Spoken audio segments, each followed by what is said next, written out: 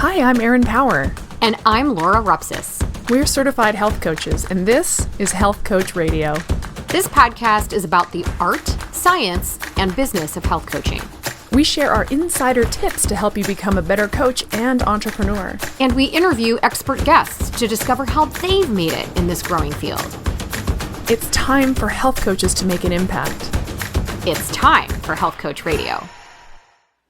Our conversation today is with Hailey Rowe, a business coach for health coaches.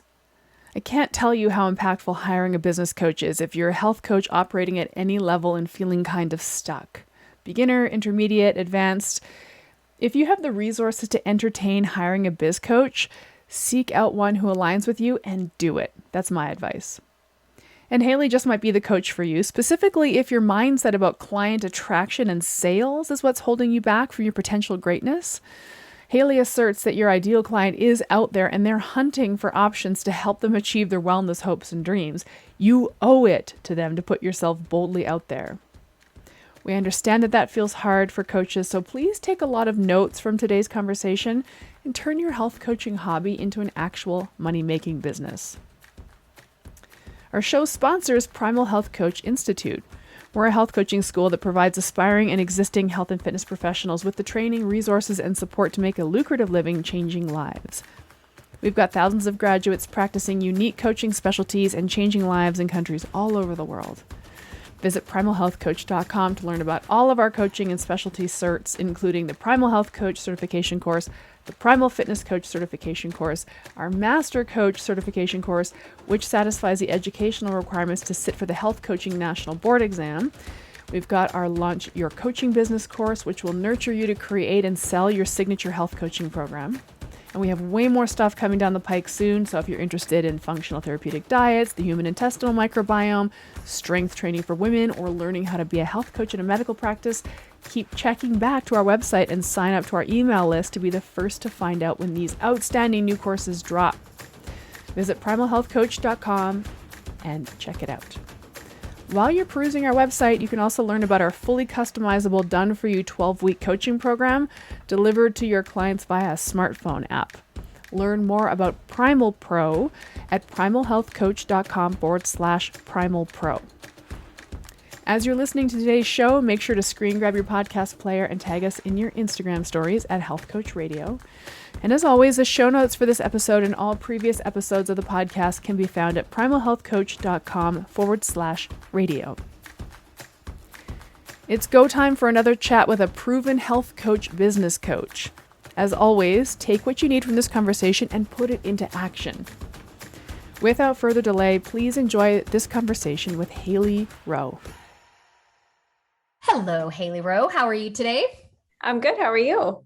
We're doing great. We're excited to have you. You focus on helping health coaches with their businesses. So listen up, everybody. Give us a little bit of a background on kind of how you entered in this line of work. Give us your origin story. Yeah, definitely. So about 10 years ago, I was always interested in business, but also started to get interested in wellness because I grew up as a choir nerd and I realized I needed to start doing something physical with physical activity and eating healthier and all of that kind of stuff. So I got interested in wellness and started out, fitness was kind of my gateway into health, and got a bunch of certifications, loved that kind of stuff, was doing, selling fitness programs and became a personal trainer, did nutrition consults at a health center, all sorts of things.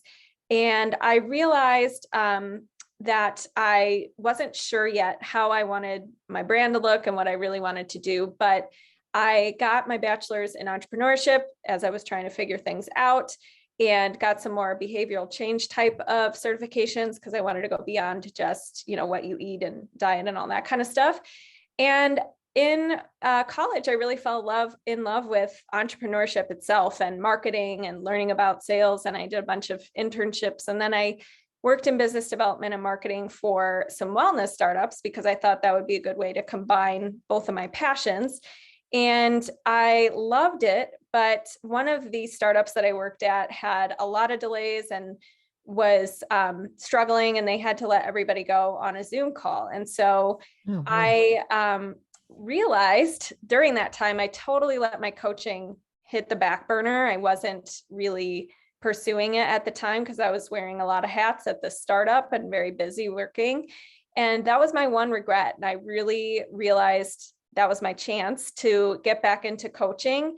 And what happened, this was around 2017, was people were coming to me who were in wellness businesses and asking me questions about what we had, things that I had done in the past at these companies. So like, what do you say on your website, or how do you market yourself online, and certain things about Instagram and stuff like that. So I realized that I loved helping health coaches specifically, because I think a huge gap is when they get their certifications and then they're like, okay, now I have to be a business owner and a health coach if I want to actually help clients and work with clients and make an impact. So my dream is to help as many health coaches as I can actually keep their jobs as health coaches and make it their business, not just a hobby on the side or something they're charging for free for. So that's kind of where I went after that in 2017. I've been doing that ever since. And I have a podcast called Health Coach Nation and a group called Health Coach Nation, and love it. Ooh, very cool. I'm really fascinated by, and not to get into the weeds of this, but just as part of your origin story, getting a bachelor's degree in entrepreneurship. I didn't even know that was a possible academic path, but it wasn't when I went to college. Yeah. Yeah, I know. And it's something funny because like most people don't use their college degrees, but I actually feel like it taught me a lot of, of course, there's nothing like getting your hands dirty in the actual field, and they couldn't prepare you for everything, but at least I felt like it was something I actually used in my life. Yeah. Well, I guess my question is, like, I'm just super curious what academia deems entrepreneurship, because you mentioned like, you got into it when you kind of geeked out on it when you were in college, and you went to work doing business development, marketing. Like what is entrepreneurship from the perspective of your education? Just out of curiosity. For sure. Yeah. They taught us, how do you start a business? How do you make it profitable? Like we had to make up a fake business to do a pitch and develop like every little aspect about it. So it was a lot of that. And then it was a lot of bringing in entrepreneurs like I took a class with the founder of Kinko's, and he just taught us it was actually the most scary class ever, because he would put you on the spot and ask you very high pressure questions. Or like when we entered the class, we all had to shake his hand and make eye contact and like smile at him. And if we didn't do it right, he'd send us to the end of the line. So it taught you things like, how do you build rapport? How do you innovate? Why did Blockbuster fail? And here's, reading case studies about businesses that failed and stuff like that. So it's not like, obviously college is college. And I think you can learn actually much more these days from YouTube videos and podcasts and stuff like that. But it was interesting in that, we would have entrepreneurs come in, and I went to Loyola Marymount, and I think they're one of like the top 7 or something for entrepreneurship. And more schools now have it, but I think it was kind of a newer thing as far as a major goes. I think it's amazing. I think it's really cool because, and it's so interesting to me that like the college university realm is sort of waking up to the fact that some of these traditional educational paths and traditional job paths are not really there anymore. Yeah. And, so many people are branching into entrepreneurship that they've decided to teach it. And the skills that you described are awesome. Like how to start a business, how to make it profitable, how to build rapport, how to innovate, problem solving, being able to pivot, resiliency, like awesome skills to learn. And so many entrepreneurs kind of have to learn that, via the school of hard knocks or learn it the hard way.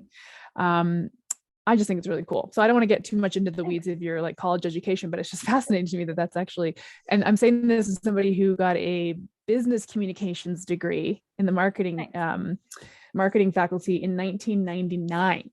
Oh, wow. So you can imagine it was a lot different. Yeah. Anyway, moving on. So you've been doing this since 2017. That's a long time. Thank you.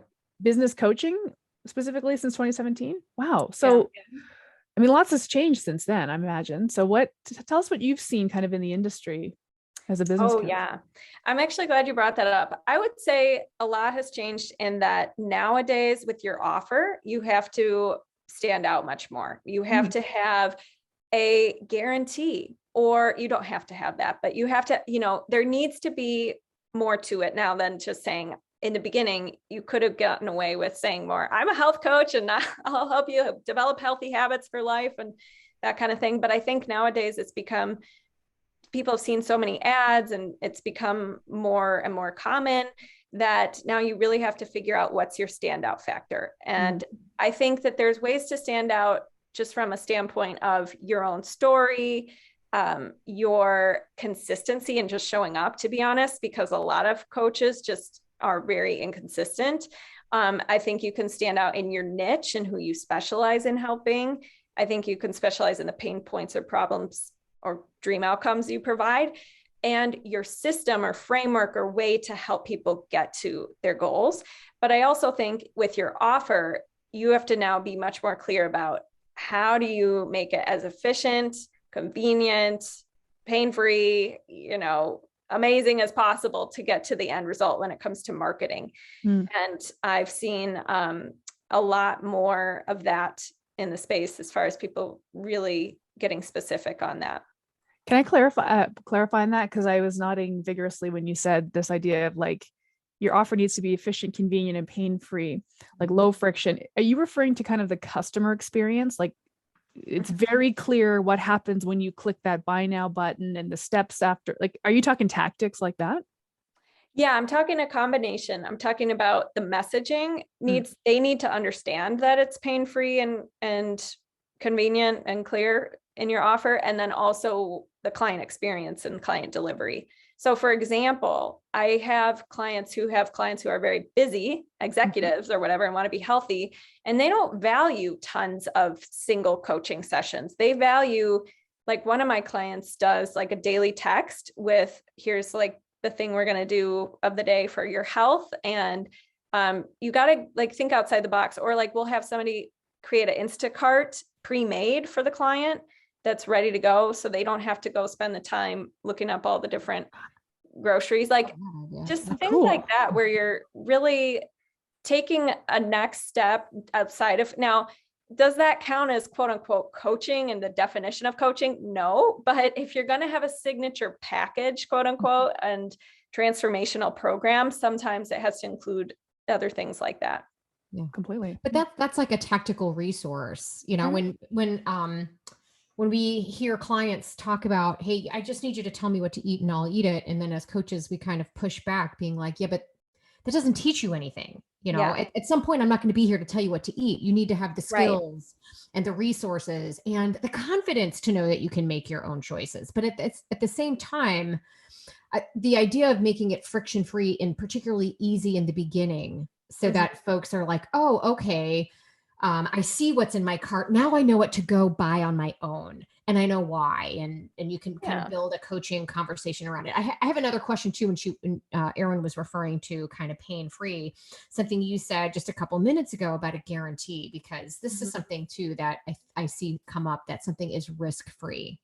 And the idea of offering something of value that that does not feel risky, I guess, to the client. I'm a little leery of the whole sort of satisfaction guaranteed or money back guarantee, because there's so much that's outside of our control.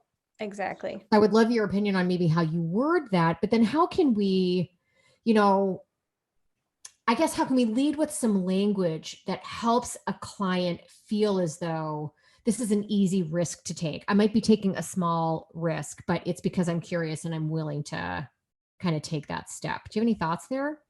Yeah.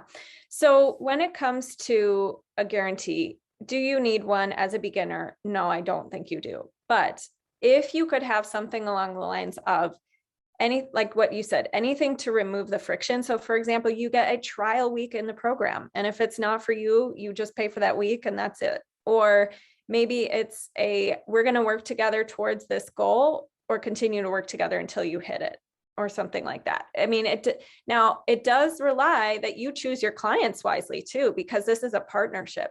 So if you're going to do something like that, you have to have something along the lines of like, in good faith, if you show up to our calls, you really, committed to this just as much as I am, this is what we can do together. And right, like just setting that expectation is going to be really important.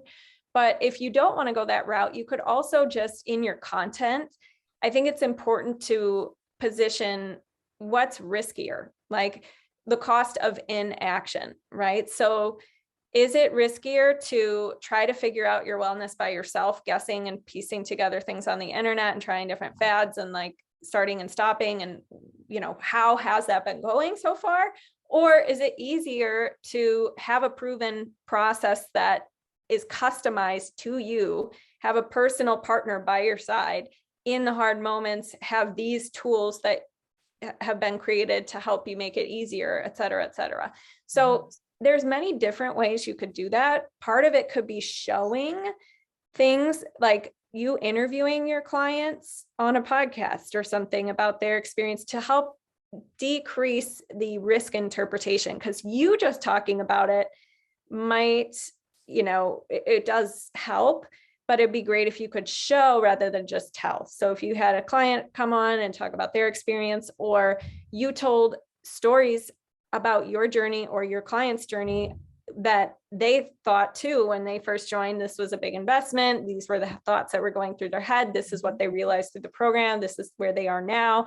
So like storytelling content where it is true stories, but you're communicating it not just with facts and logic all the time in your post, like here's a recipe for how to get healthy, and by the way, my program's awesome, like kind of going above and beyond that and putting more like actually calling out the objections and hesitations in your ideal client's head in your content. So one exercise I recommend is do a brain dump about what are the personal objections your ideal clients have, meaning about themselves actually going through your program. Like, oh, I never follow through on things. I don't believe in myself actually doing this. I'm kind of all over the place. I say I'm going to do something that I forget, like whatever comes up for them, their own personal beliefs. I'm not good enough to invest in myself. And those could be posts that you talk about and elaborate on and why it's not a waste of time to invest in yourself, stuff like that. Then you want to also brain dump external hesitations they have. So in other words, I don't have time because it's summer and the kids have basketball practice and all the things. So I can't work with a coach right now. It's not the right time. Or I don't have the money for healthy food. Like everything that they think is keeping them from their goals based on their external environment could be ideas for how to do posts that help limit that friction. And then the last thing would be concerns or hesitations they have to your method in particular. So if you teach holistic health or primal health, maybe they think that primal health means that they're going to be, doing like monkey bars at the park and not able to go to like their favorite fitness. I mean, I don't know. I'm just trying to think of what do they think primal health is? What freaks them out about that? And maybe having posts to help educate them that, hey, this actually works within your lifestyle. It's not going to take 6 hours a day. You don't have to, eat like a carnivore only, you know what I mean? Like that kind of stuff. Mm-hmm. Cool. Yeah. When you were sharing earlier about this idea of having a guarantee or some kind of guarantee, I immediately went to this idea of social proof, which is sort of in the same realm as a guarantee. Now, a guarantee could be a physical, you get your money back in 7 days of blah, blah, blah, blah, blah, or this sort of like, here's what other people have experienced. I know a lot of new coaches struggle with that because they don't have social proof yet. But I think one thing you kind of mentioned is that a coach could relate their own experience maybe in the interim until they have some social proof. But what I like about what you just finished with is that you're describing this from the perspective of posting. So we're talking now about content marketing. So when you're putting your content out there, wherever that is, and let's just assume it's social feed somewhere, you have to talk about the thing that you sell. And so many coaches don't do that. I don't. I always forget. And my business coach said, hey, how do they know that you have a thing that they can, you keep talking about all these esoteric health concepts in your Instagram posts. Nobody knows that they can come work with you. Like with some regularity, you have to double down on reminding people Do you find you push up against that with your coaches too a lot that you work with? Definitely. I think that we think everybody knows what we're doing and what's in our heads and how they can work with us, but they really don't. And so in your content, first of all, it can take 7 to 11, or 7 to 17 actually touch points of somebody just consuming your content, getting value from you, connecting with you, any form of touch point with you before they're ready to work with you or get on a discovery call. So the fact is, even though you feel like a robot and you're repeating yourself in your calls to action to your posts, like for example, you have a post and then at the bottom you say, and if you want to, here's how you can work with me if you're curious about going deeper on insert whatever topic you post about. You might think that's repetitive, but the truth is only like 6% of people on Facebook, for example, are seeing your actual posts. Yeah. Instagram, it's like 2 to 6% of people seeing your Instagram stories. Like, you think people are seeing your stuff? They're probably not, number one. Number two, they're not seeing all of your stuff. Number three, every day there's different people at different stages seeing your content. There's people who know you now and are ready to work with you. There's people who are brand new and have no idea what you do. And then there's people kind of in the middle who kind of know, but they're not really clear. And so you kind of have to appeal to all of those people. So sorry. You have to appeal to all of those people. And that is why you shouldn't worry about, am I being too repetitive? And I think the other thing is you can say it in different ways. Every single day, you don't have to say it the exact same way. So that's a good way. If you're concerned that, oh my gosh, I'm being annoying because I keep saying this, there's ways you can rephrase it. Well, I think the other thing is, and you touched on this, it's like, look, no one's sitting down to your Instagram feed and reading it like a book, right? Start to finish. They're dropping in and out, right? But because I am in my Instagram feed every day and I'm like, oh, I just said that 2 days ago, I can't say it again. Doesn't matter. Nobody read the thing 2 days ago, or the ones who did aren't even here. Like, I love that you just clarified that. This is that filter bubble thing where, I'm saying the same thing as all these other health coaches. And it's like, we're writing posts so that we can blend in or stand out from other health coaches. But it's like, that's not the point. Write the post to your ideal client who may stumble across it one day. Is there clarity about what you're talking about, how it's important to them, and what they can do if they feel compelled or inspired to work with you? So every single post needs to have a call to action. I don't do this mostly because I run out of room in my caption, but gosh darn it, I'm going to start doing it again.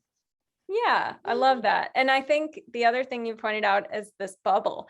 So we have both the bubble of us seeing other health coaches stuff and comparing ourselves, but there's also this bubble thinking that this coaching world is so saturated, and really it is totally not. You are in your own bubble because you follow a lot of these people, but I bet you in your Facebook friends list, like, they probably only know one health coach, or at a party you're probably the only health coach there. At the airport, you're probably the only person in the TSA line that's a health coach. I was thinking about this as I was driving around. Like, people who open a noodle shop, they don't think, oh man, there's so many noodle shops already. They're like, people love noodles. Let's do another noodle shop. Anyway. Right. There's no shortage of people who want and need to maybe get healthy. Right. I hear that all the time. So in my role here for our school, I'm admissions director for our school. So I talk to a lot of people that are interested in entering this phrase, but because they have been stalking everybody and following this kind of stuff for years, that's the perception they have. Like, what could I possibly bring to the table that's going to be new? I also get sometimes that they feel like there are so many health coaches out there at this juncture. Are we all really going to be able to kind of make a living doing this? That there are so many people that go this direction that are unsuccessful. And I'm like, well, they're unsuccessful because nobody taught them how to go to business. All the health coaching courses out there, with the exception of a few, very few, of which we're one, even teaches you basic baseline, here's how you start a business. Same thing. This is my whole beef with college. We were just talking about this, right? That like a lot of people go to college, but there is no training on how to actually go get a job, how to have an interview.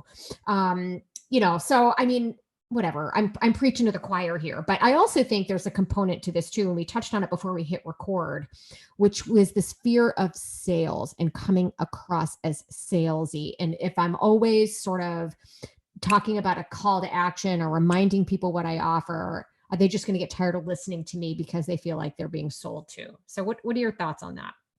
Yeah. Well, I think that it depends on the container, meaning if it's on social media or if it's on a sales call or things like that. But I would say the way I define sales is Dan Sullivan's definition, which is the process of having somebody intellectually and emotionally engaged in something that is good for them. And I think where people fear sales is they think that their offer and what they do is a burden and it's annoying to people and it's not helping people. When really the second half of that definition is something that is good for somebody. So if somebody's a right fit and if somebody wants to solve the problem that you're helping solve, it's kind of your job and responsibility to not be so selfish and in your own head about how I'm coming across and how I sound and all about me and how I don't want people to think of me as salesy. I think you actually have to think about they're looking for options and they're probably going to they might even go to somebody who's better at sales and not as good at coaching if you're just always in your head, never talking about what you do and how you can help them. Mm-hmm. And that's not to say that people who are good at sales are bad at helping people, but I think that it's really important. Like I'm almost protective about it because I hear from so many health coaches who come to me from another program or something and are like, I don't, I'm lost and I don't know what to do. And it was just a mess and whatever. And I think it's important to take responsibility for your own results, of course. But what I'm saying is like, I see it as like, gosh, like it's my duty to help these health coaches. And I think it's important if you are afraid of sales, you have to sell yourself first on your own offer and make sure that you don't see it. You got to stop this language about it's a burden, I'm annoying, that kind of thing. Because if it's really helpful to someone and it is solving the key pain points or goals that they want to have, and you have the confidence within yourself that you're going to show up for them, Mm-hmm. then it's like, this is part of your job. It's just an aspect of your job. I love that frame of you have to sell yourself first on your offer, because I do, when I think through my pricing, I think through that. I mean, at the end of the day, when I think through what I paid out of pocket to finally get well again, it's a hell of a lot more than I charge people. Yeah. And I think maybe this might also come from some people that might not have really struggled, or they had everything that they did covered by insurance or something like that, where maybe this is dicey. But at the end of the day, if let's say you had a condition where everything that you relied on to get better was covered by insurance, some sort of third-party payer, let's say, because this comes up, just is health coaching covered by insurance? I will tell you, if I could have paid whatever that dollar amount is, let's say it's $1,500 or whatever, to solve my problem in a couple of months, and it's gone, instead of living on medication for years or going to doctor. I mean, I would have paid it in a heartbeat instead of having insurance paid that. I would have found a way. And so that's what I think people need to have confidence in, is at the end of the day, what do you think it's worth? Because I think where people get caught up is they think people are paying them for information. That's one thing, right? Well, they can read this in a book. Why are they going to pay me? They're not paying you for information that is not your value. And you have to stop selling it that way and thinking about it that way. Yeah. Well, I'm sure this comes up for you. How do you help people over that? Yeah, definitely. So I think you brought up a really good point. Like, it's not about you as I think people get tripped up because they think I'm asking them for money, but there's an exchange and there's a journey and a transformation that your client wants to go through and will go through with the process of coaching. You're just the facilitator and you've created this thing and you've gone through it yourself. And so you know what to help them avoid and do and all that. But I think it's really important to take yourself out of it and look at the worth like you did, where it's like, oh yeah, they're going to go through having to pay for medications, all this stuff, if they don't have a better process and option.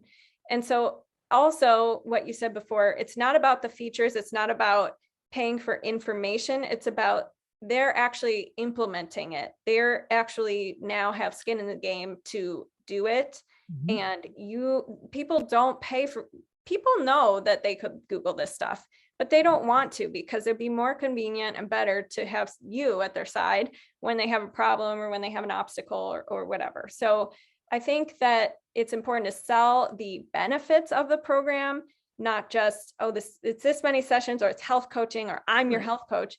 And you also, the way I like to think of sales too, is like, think about how exciting and convinced and convicted you are of some kind of thing that you've loved. Like, oh, this restaurant, my gosh, like, is the best restaurant. They have the best service, it's the best food, etc. You wouldn't feel bad or weird about saying that, but because your coaching program is your own program and you made it, you put yourself into it. And so you're like, I don't want to brag. I don't want to sound, weird, but think of yourself as you're like your top affiliate and sales rep for your own program. And yeah, that's a little rough, but unless you're going to hire sales people to do calls for you or something like that, then that's kind of what a skill you have to learn. Yeah. I was thinking about this in the context of, speaking of skills to learn, or states of being to master. I feel like one of the states of being to master, to be successful here, is healthy narcissism. Like, I'm the best at this. Like, this is what I do and I'm great at it. And I think about a health coach that I worked with in this advanced coaching course that I teach. She was a student in my class, and she has like no followers. She's a brand new coach, but I follow her on Instagram because she owns it. She's like, look at me. I'm the coach that specializes in this. She's talking to her Instagram stories like she's got 1 million followers. Nice. She doesn't, but she's behaving as if she's got this healthy narcissism, believes that she's got something unique to sell, and there's no meekness or shyness or playing small in her. And I just feel like, there you go. That's to me, that's the skill to master. Like, just stake your claim somewhere, own something. And then you don't feel weird about asking people, taking people's money, which, to your point, that's not what we're doing. We're not just taking people's money. There's an exchange of services there. I don't know. I feel like there's a boldness inherent in going to business for yourself that takes some practice, and it's uncomfortable, but you got to do it, I think. Right. I mean, yeah. And the clients, it's the best service you could give to your clients, to be sold on yourself and not wishy-washy, because they want to go to somebody who trusts their own program, who trusts what they're talking about, who trusts what they're doing. And so if that, now I think part of it is it's just new. So you're going to feel uncomfortable at first doing it, no matter what. Mm-hmm. So just do it with discomfort in the passenger seat with you, like, go for it. But at the same time, if what's coming up for you, if why you're so afraid of sales is because you feel like, you need to embody the kind of coach who is always learning, and you're not doing that right now, or you're not refining your skills, or you do want to get a coach to help you with your business or something like that. Like, I think it is also important to look at, maybe what will help me feel and embody the kind of coach who can speak from experience, who can feel like what I'm selling is I'm really confident at it. And that's why I like certification programs sometimes for coaches, because it does give them that confidence sometimes in the skill set, of course, to do this profession. Yeah, exactly. And there's some sort of, like, you are an expert in something, right? Yeah, absolutely. Mm-hmm. People are really, really reluctant to declare expertise, but I mean, if you don't, somebody else is going to. Yeah, absolutely. And Erin teaches kind of an advanced coaching curriculum for it. For us, we call it our Master Coach course. And the feedback, bar none, that we get from people that take that course is how much more confidence they have in what their role really is, and in the value that they bring to the table as a coach specifically. How much they know about nutrition is not a part of what they're talking about. They're talking about how much more confidence they have to be able to help a client navigate through the uncertainties of change. Much more confidence. And then when you have the confidence that you can do it, now you have more confidence in the value of it. And by the way, when we think through sales and having the sales conversation, if you're doing your content marketing right, it's really not a sales conversation anymore. People are coming to you because they're already interested in what they've heard you say and do. Right. So in kind of how you work with clients, would you mind addressing for us a little bit about how you help people kind of think through what should I be putting out there to sort of grab the right people? Yes, definitely. So one of the things that I think is really important is giving value upfront and not holding back with that. I think a lot of coaches are afraid that if they give too much value or it's too good, people are just gonna use their free stuff. And I think it's really important to actually help you stand out by treating everybody kind of like their clients before their clients. Like if you embody that principle, you're going to be in good shape when it comes to your content and the trainings you put out and all that kind of stuff. Now, you have to tie it somewhere. You can't just give them everything to go do, and then they're going to do that for 3 months and they never have a place to go. So I call it something called a pre-offer, where you're giving like, hey, want 5 ways to cut your meal prep time in half this week? Comment yes for my guide or something like that. In which case you give them the guide. It helps them get started with that one area. It's really good. They could see, oh, wow, this person helped me with this. And now it's like, okay, well, what could be the next natural step? Maybe I want more of that help, right? So a lot of times when I work with clients, it's all about how do we see who amongst our audience has raised their hand that they have a slight interest in what you do and what you offer, and give them that win up in advance, and then continue to nurture the relationship. And if they want to go deeper, have that discovery call, have that sales webinar or whatever it is that you're doing in your business to convert people, right? For most coaches, that's a discovery call. So I think that would be the process I recommend. I also am big on relationship building. Like, I think a lot of coaches just think, oh, I hope people just reach out to me and come to me ready to go for coaching just by these couple of posts I've put out.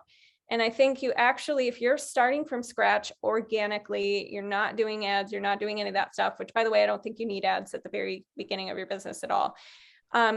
It's kind of your job to make people feel welcome, to build your community from scratch, right? So like, if you haven't acknowledged the people in your circle, even if it's small, like, acknowledge them. Be like, hey, thank you so much for following me. I really appreciate it. I'm building up this community of women who want to do blah, blah, blah.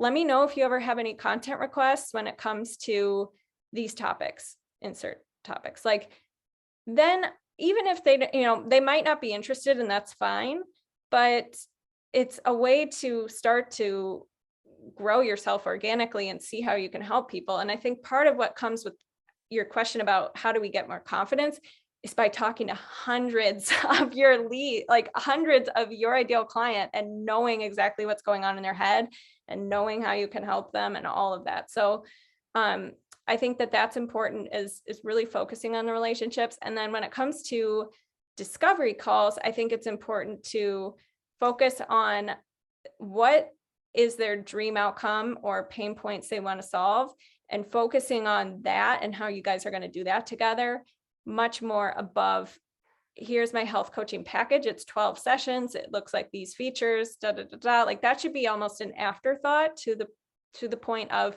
we're going to do X, Y, and Z together, solve these problems. And how does that sound for you? Right? Like, so that's just one thing I see a lot of people doing wrong sometimes. Not wrong, but I would suggest not to do that. Because then you're seeing it. Then your ideal client's going to see coaching as dollars per hour commodity, right, compared to, I'm paying to solve this problem. Amazing. Let's go. Great stuff. Cool. I love that. Earlier in our conversation, you said something that was really powerful, which is the customer is looking for options, and they might go to someone who's better at sales but not as good at coaching. And I thought that was pretty important. What does it mean to be good at sales? And Yeah. like, can you teach us how quickly on this podcast how to be good at sales? Yeah. Totally. Half hour, fill us in. Well, yeah, I mean, I think that, so marketing is kind of the warm-up process. Sales is the actual close, right? Mhm. So I think when it comes to sales and sales calls for coaches, it really comes down to rocking that discovery call.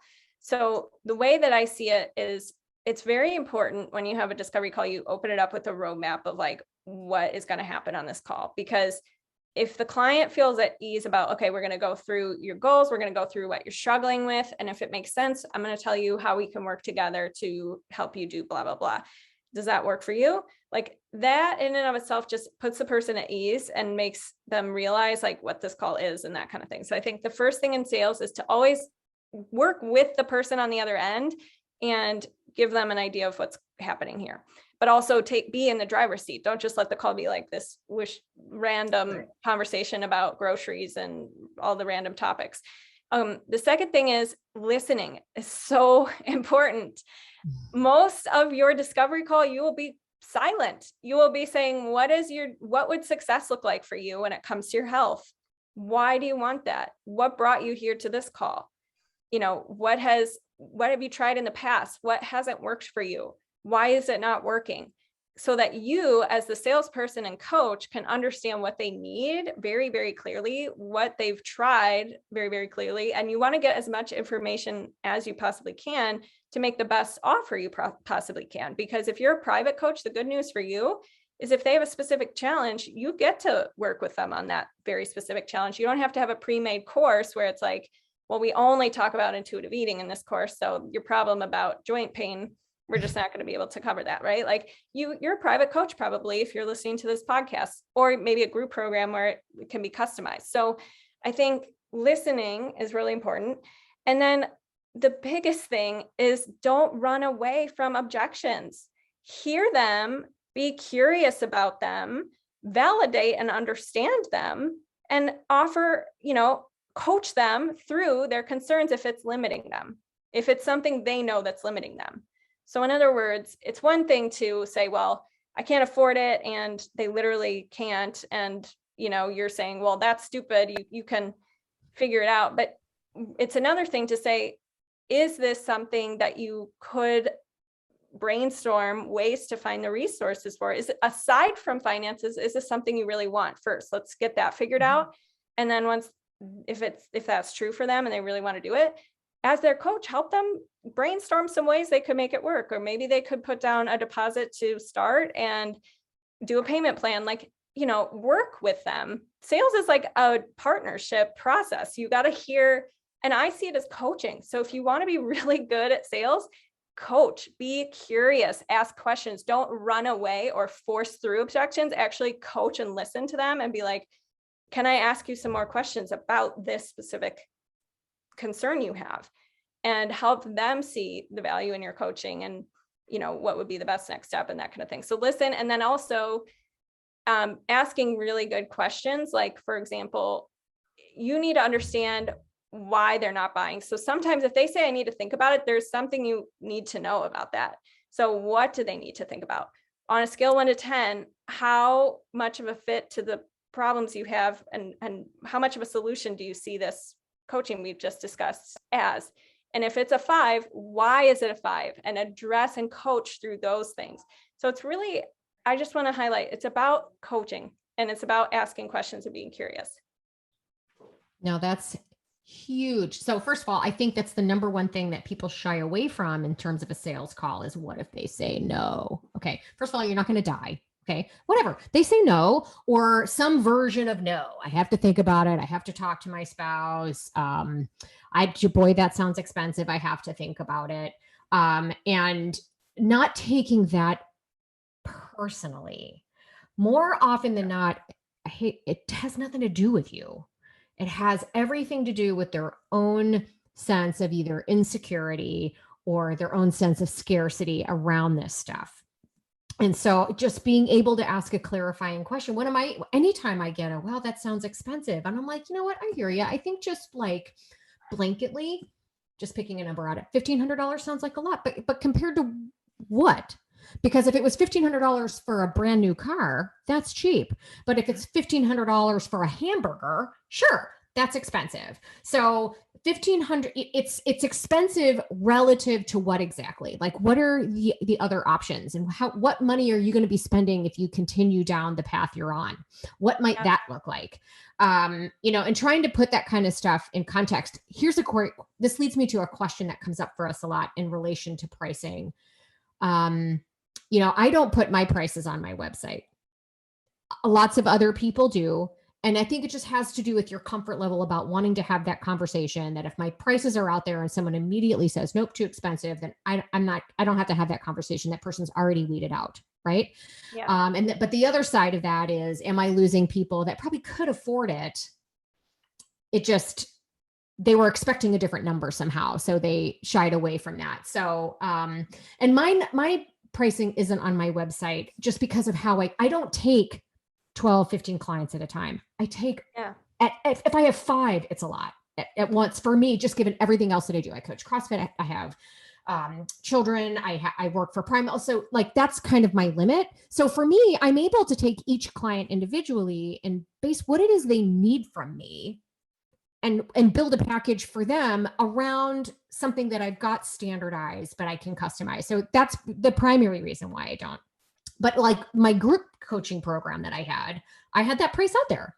Yeah. Because it's kind of the same for everybody. So I would love your thoughts on that in terms of having your pricings just sort of out there, or how you coach people through how to handle that. Yeah, that's a really good common question I hear. And I think for me, I suggest if somebody asks you, you can give a range. So coaching kind of ranges between, this is my smallest package, this is my biggest package. So I don't think you need to like hide it if somebody's curious. But on your website, you don't have the chance to establish the value of your coaching necessarily. Mm-hmm. Versus when you're on a call with somebody and seeing what they actually need. Like you said, like they might not need your private coaching. They might need the group program or whatever. So I think it's better to say, well, what helps me help you the most is for me to actually understand what you need and be able to present the right package for you. But I can tell you the coaching ranges from this to this. That's what I do. I don't put my prices on my website either. Not because I was like, same thing for you, not because I'm trying to hide it or anything, but because I would much rather, I don't even know if they need private coaching. They might need my Instagram course. That's $27. Like, you know what I mean?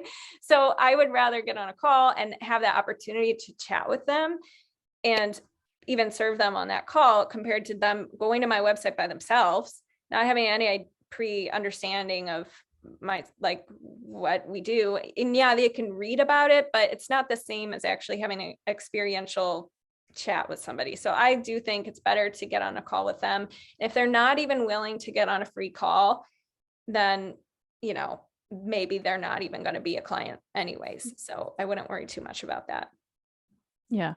One thing that I find really empowering is when I think about the discovery call, and I'll frame it like this, like, hey, let's get on a call to see if I even have the solution to your problem. Because if I do, I'm confident I have a proven system to help you. But if I don't, I have a whole network of people to refer you to.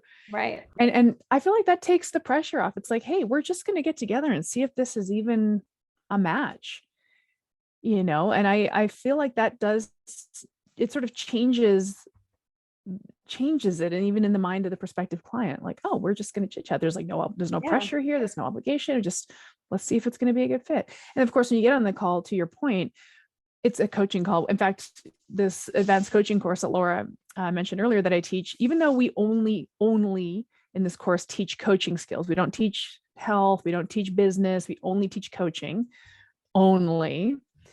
The first thing we start with is discovery. And it's like, hey, gang, because this is your first coaching call.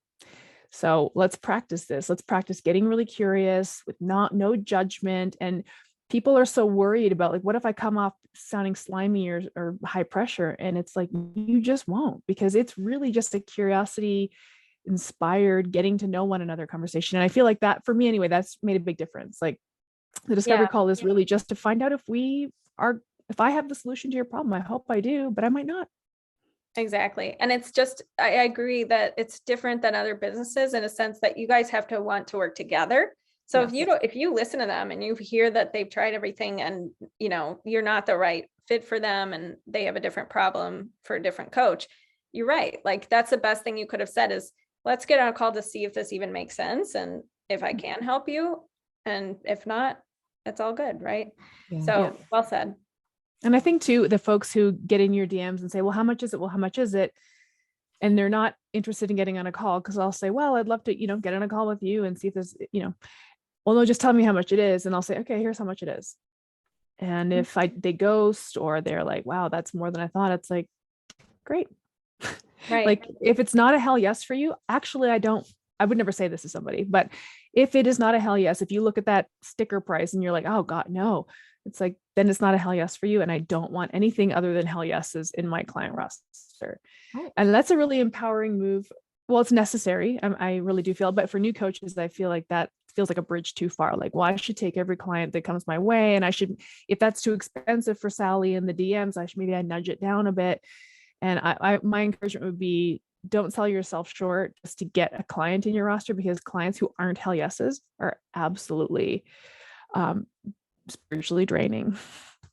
Yeah. It's a good little Well, filter. if you had to force the sale, think about what you're going to have to force in coaching, right?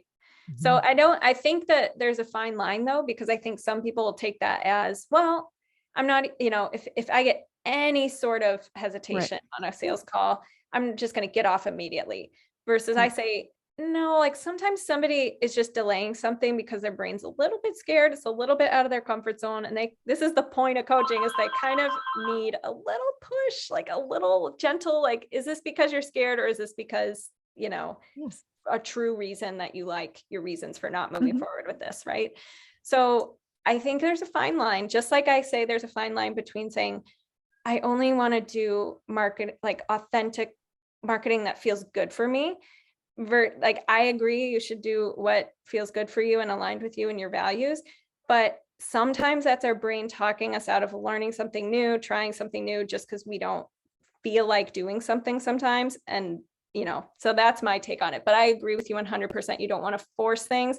But for the newbies who are like, just afraid to try anything, I want to just point that out, that sometimes you have to get out of your comfort zone. Very good. That's a very good footnote. Thank you for adding that, because it's sort of like, oh, they said no. Okay, well, anyway, moving on. Because I always think, like, if it's a hell no, it's really clear. If it's a maybe, that to me is on the right. That's almost a yes, like a maybe, or I need to think about it, or when I don't know. I really struggle with overcoming objections, especially if they're very strong. Yeah. But maybe that's because, I do have a waiting list of clients to get in the roster. And so for new coaches, yeah, I think you're right. There's sort of let's be patient. Let's not throw the baby out with the bathwater, dig a little more. That's a great point. Thank you for adding that. Yeah. And I think if your gut is telling you, I have a feeling this is just going to be a problem. Like I had to kind of very gently say no to a client not that long ago, because the thing that kept coming up throughout the entire conversation is that she doesn't want to have to actually do anything hard. When I kept trying to probe for, what have you tried in the past? Why didn't it work? Why do you feel that things haven't been successful in the past? Because it was too hard, because it was too hard. So I'm like, well, say more about that. Why was it too hard? And she's in such a, emotionally depressed place. I honestly just think she needs, I think she needs therapy first, where she's willing to go to bat for herself, and I didn't tell her no. I just asked her to really think about if coaching is really what she feels she needs right now. Because part of coaching is me helping her learn how to do the work herself. That's the only way that this lasts. Does she feel, in her heart of hearts, feel as though she has the strength and the emotional fortitude to do the work for herself? I'm not a therapist. And I've told her, I'm here. If you want my help, I'm here to help you. And I will support you in any way. I'm your friend and neighbor. I'm happy to just lend an ear and be a friend, if that's really what you need right now. But you do have to be ready and willing to do the work. And I asked her, I wanted her to noodle over it a little bit, because you do, join up. If we decide to work together, we are going to work together. I'm going to be working, but you're going to be working, and you have to be willing to fight for yourself, because I'm willing to kind of come in and fight for you. But at the end of the day, you got to be willing to pick yourself back up. But if you really want me to show you how to do the work, you have to be willing to do the work, or this doesn't work. And I would hate to see you waste the money on that. Yeah, I think it's important to make sure on your discovery calls that somebody's coachable and that you also want to work with them, to be honest, because I agree, like, never force a sale, trust your gut. If there's something just really not a good sign.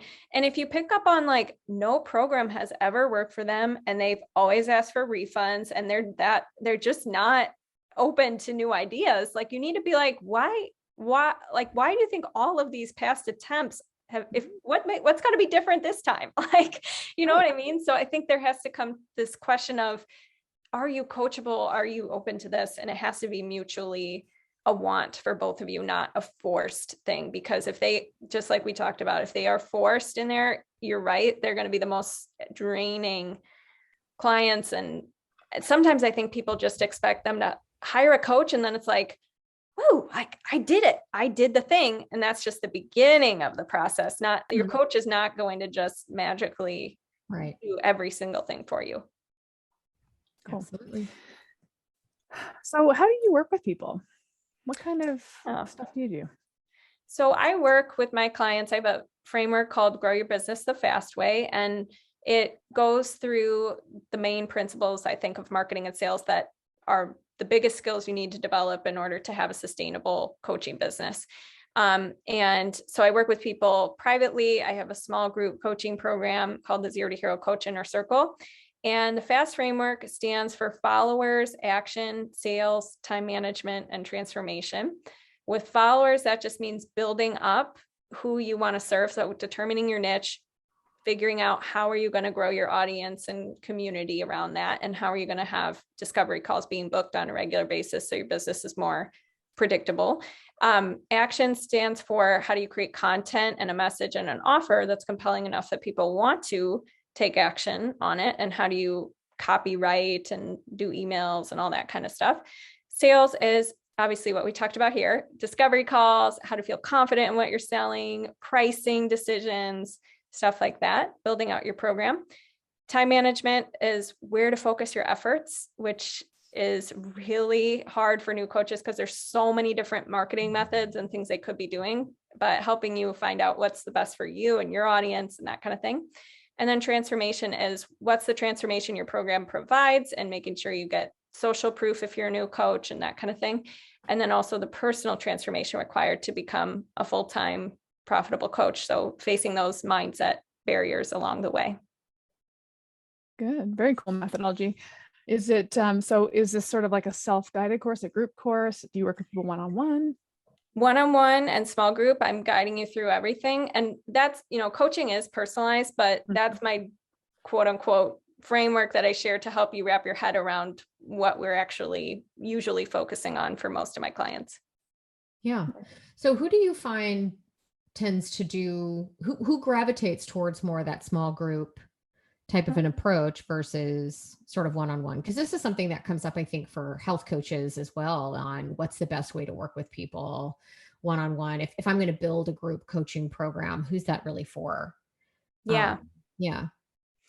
So what I find is I get a lot of coaches who are very new to their business and they're all going through very similar problems. Like, I don't know how to market myself, that kind of thing. So for group, my group, it depends on, for your audience, if they're doing a huge group program or a membership or something, then I think you'd probably, that audience would be people who are more like, I just need you to tell me what to do. I don't need a lot of personal time with you, that kind of thing. People who come into my group's like very intimate, very tight, we do have weekly Zoom calls twice a week. Like, it's very hands-on, and they have daily access to me too for like custom feedback and stuff. So it's definitely it's very similar to private. The difference is you're in a small group setting with your questions and things like that. So I find that whatever offer you put in front of your ideal client and you think is the best solution for them, is the offer you give them. I don't think you need to even, like, I think you can offer both on your discovery calls, but if one is your main program, you could do that. And if they say they need more private help or something like that, you can offer your private or whatever. So people who come to me for private are more like they want a personalized to-do list, almost like they're very type A sometimes, and they need a lot of hand-holding. And like I said, I even have group clients who share their social, like very specific questions and hand-holding. So I just think it depends. You need to decide as a coach what's going to be the difference between your private and your small group. And the private people will probably care more about, I don't want to share things in a group. Like if you coach on body image or you coach on something very maybe sensitive, it could either have the effect that they want to be in a group and feel like they're not alone, or it could have the opposite effect, like they just want to talk to you about it. So I think thinking about what are sensitive topics and would that work? Would a group program work for your niche or not? Like I have a client who does alcohol recovery coaching, and his group, it is a community of like best friend. I mean, it is like the best community vibe ever. And hardly anybody does private coaching. They all want to be a part of this community and meet their friends and go through this together and that kind of thing. So I don't know the direct answer to your question, but I think having both options could be good. But if you're a new coach, I'd start with just private and work with a couple clients, get an idea of the standard FAQs and struggles, build out what the materials are going to be for a group, because you've probably built them already for your private clients. And then you do a small group. Could not agree more. Yeah. I literally don't know how a new coach would start with a group. I struggle to know, but do you know what's interesting is I've had to really change my mind about group programming. It's been a slow go for me because I've been really doubling down on one-on-one. I love one-on-one coaching. And then every business coach I've ever hired has kind of said, you know, that you can only take that so far before you run out of bandwidth. So whenever I run a group program, I've always had this internal hesitancy, like, man, but the relationships I make with my one-on-one clients are so personalized, and, you know, how is this going to go in a group? And I'm always surprised by how they connect and coach each other and support each other. And it's like, okay, you guys got this. Oh, okay. I guess it always blows my mind. So, yeah, I just wanted to throw that in there as just a little thought that if anybody's like me, who's like, I don't know, I'm that coach that does the coaching and I don't think groups are going to work for me. You'd be surprised. I had the same pushback.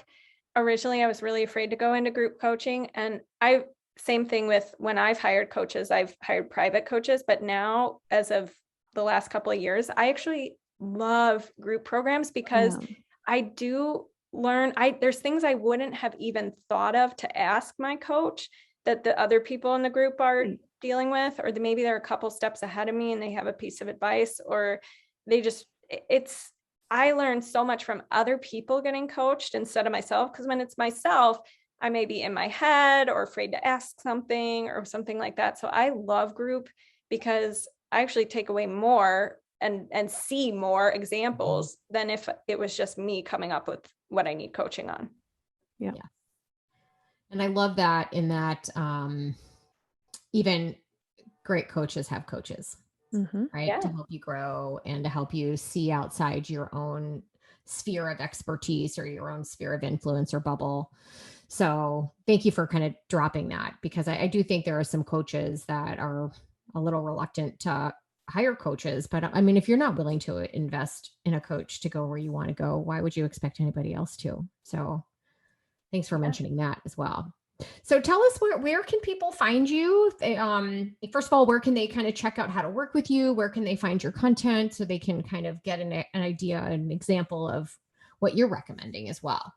Yeah, for sure. Well, I'd love to connect with everybody on Instagram. I'm at Hailey_Rowe. That's HAILEY_ROWE. And then I have HaileyRowe.com. That's where you can get lots of podcast replays. I have a show called Health Coach Nation. And there's also a free niche marketing and Instagram bio checklist training there where you can learn, how to get your standout message and how to set up your bio to attract clients. And then last but not least, there's my free training teaching how to hit your first 10K months as a health or life coach. And that's at HaileyRowe.com/call. So and then I have the Health Coach Nation community on Facebook, which is a free community. It's private. You can come as a health coach and connect with others and get free business tips there. I love it. Awesome. This was so great. I just love talking shop, right? Business, coaching, and all things. So thank you so much. This has really been a blast. And I just think, look, I mean, there's something to be said for not necessarily staying in the coach bubble, but I also think, the reason we're on social media is to continue to learn from other people as well. So thank you so much for that. It's been great. Thanks for having me. This podcast was brought to you by Primal Health Coach Institute. To learn more about how to become a successful health coach, get in touch with us by visiting primalhealthcoach.com/call. Or if you're already a successful health coach, practitioner, influencer, or thought leader with a thriving business and an interesting story, we'd love to hear from you. Connect with us at hello@primalhealthcoach.com and let us know why we need to interview you for Health Coach Radio. Thanks for listening.